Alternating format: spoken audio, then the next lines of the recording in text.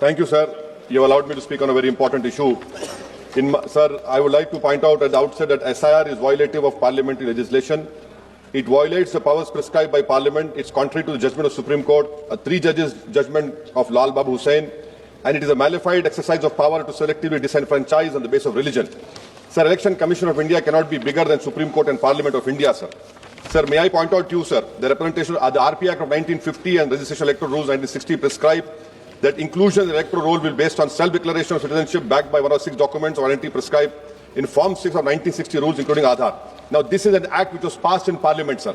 Supreme Court, in its Lal Babu Hussain judgment, held that once an voter has been included in the electoral roll, there is a presumption that they are citizens and they cannot be removed except by an inquiry into the citizenship of the individual voter and giving them an opportunity of hearing after informing the basis on which doubt arose concerning citizenship.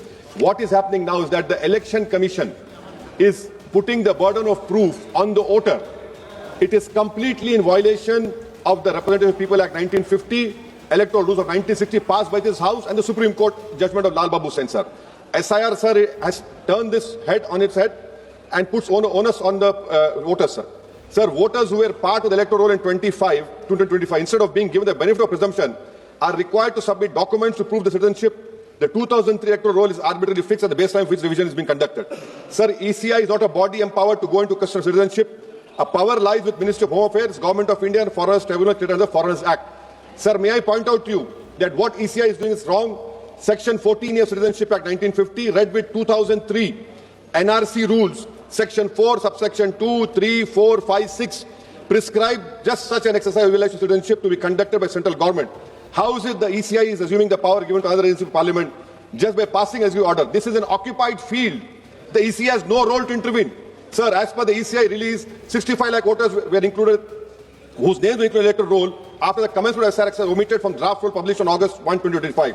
After that, sir, several lakh voters where names were included draft roll were served with show cause notice. I have the copy of show cause notice that doubts had arisen on the right to be included in the electoral roll and they were asked to appear in person with documents to prove that they were entitled to be included in the electoral roll. So on what basis did the ECI issue these notices? How did the doubt arouse? Form 6 rule has been passed by this August House. How can the ECI do it? They are violating the sanctity of a law that is passed in this August House, sir. Eventually, 3.66 lakh such persons are deleted from the electoral roll with no order made available in the public domain, giving the reason for deletion. Sir, under the SIR order, these persons are to be referred to authorities tribunal dealing with illegal foreign migration. Now, sir, look at this, what the government is supporting the ECI. When this 3.66 lakh such persons deleted, the government immediately, which the draft is published on 30th August and finally 30th September, this government came out with the new Immigration and Foreigners Act 2025 and was notified, and an Immigration Foreigners Exemption Order 2025 cemetery is promulgated the same day. Under this order, sir, no action under Foreigners Act will be taken against illegal entry, presence for citizens of Nepal, Bhutan, Tibet and Sri Lanka, Tamils, in addition to persons other than Muslims belonging to Afghanistan, Pakistan, Bangladesh. Sir, when Supreme Court is seized on the petition of CAA, government issues a foreign exemption order. Why? Because they realize that in this 3.66 lakh, there can be people more than the non-Muslims also, to protect them.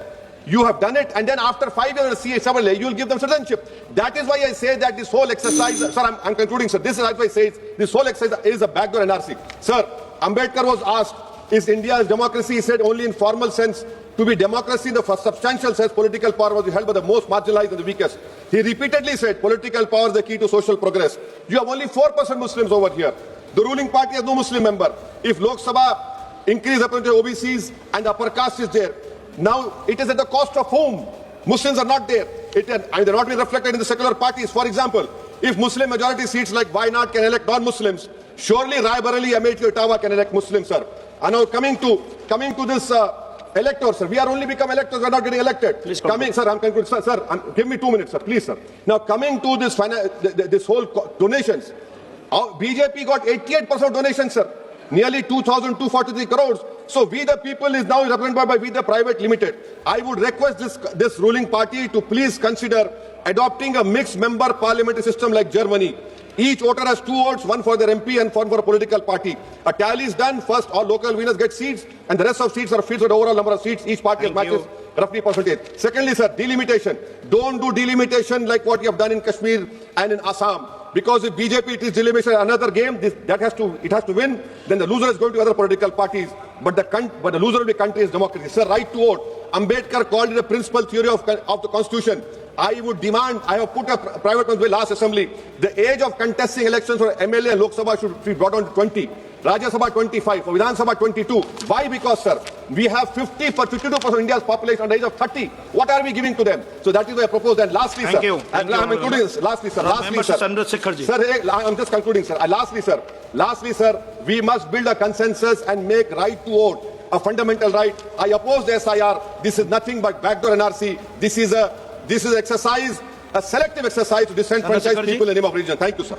तो दोस्तों सुना आपने असदुद्दीन ओवैसी को किस तरीके से उन्होंने आज संसद भवन में जो है वो इलेक्टोरल रिफॉर्म पर बातचीत की, किस तरीके से उन्होंने वोटर लिस्ट में जो नाम को काटा जा रहा है उस पर बात की, और उन्होंने साफ तौर पर ये बताया कि जो तरीका है, जो व्यवस्था है, जिस तरीके से लगातार स्पेशल इंटेंसिव रिवीजन किया जा रहा है और जितनी जल्दबाजी में किया जा रहा है, ये सवाल खड़ा करता है कि आखिरकार इलेक्शन कमीशन की मंशा क्या है। साफ तौर पर असदुद्दीन ओवैसी ने यह भी कहा कि स्पेशल इंटेंसिव रिवीजन जो आज करवाया जा रहा है, जिस तरीके से करवाया जा रहा है, ये काम किसी भी तरीके से इलेक्शन कमीशन का नहीं हो सकता, बल्कि ये पूरा का पूरा प्रोसेस जो है वो गृह मंत्रालय का है, ये काम सरकार का है, होम मिनिस्ट्री का है। वो क्यों ये काम नहीं कर रही है और ये काम जो है सीधे तौर पर इलेक्शन कमीशन क्यों कर रही है। और जिस तरीके से इस पूरे मामले में एक तरफ आपको इलेक्टोरल कहा सकता है रिफॉर्म पर बात करनी थी, एक तरफ आपको वोटर लिस्ट में नाम रखना था, नहीं रखना था, इस पर काम करना था, लेकिन आपने नागरिकता को बीच में कहां से लेकर के आप आगे, आपने नागरिकता पर कैसे सवाल खड़ा कर दिया, आप नागरिकता कैसे मानने लगे, उसका प्रमाण कैसे मानने लगे।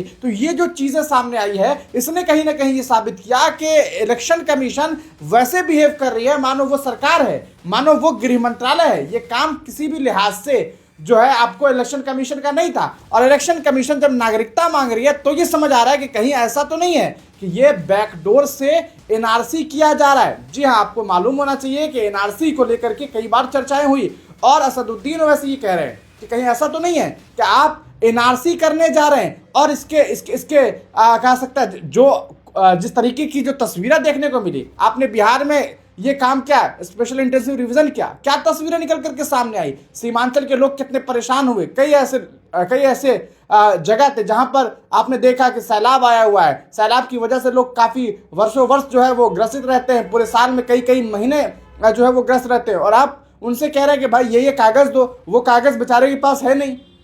वो तो सुप्रीम कोर्ट ने बाद में आधार को इंट्रोड्यूस करवाया इस पूरे मामले में, वरना इलेक्शन कमीशन जिस मूड में थी, ऐसा लग रहा था कि बिहार चुनाव से पहले पूरा बिहार जो है, आधा बिहार तो इनका कहा जा सकता है कि घुसपैठिया ही साबित हो जाता। हालांकि स्पेशल इंटेंसिव रिवीजन के बाद कितने घुसपैठिए मिले। तो साफ तौर पर ओवैसी ने यह भी कहा है कि भाई, उन्होंने ये भी कहा कि गरीब और सीमांचल जैसे इलाके में लोगों के पास दस्तावेज जुटाने का समय ही नहीं है, इसलिए एसआईआर को या तो रोका जाए या इसकी समय सीमा जो है वो पूरी तरीके से बढ़ा दी जाए, ताकि किसी का वोटिंग अधिकार न छीना जाए।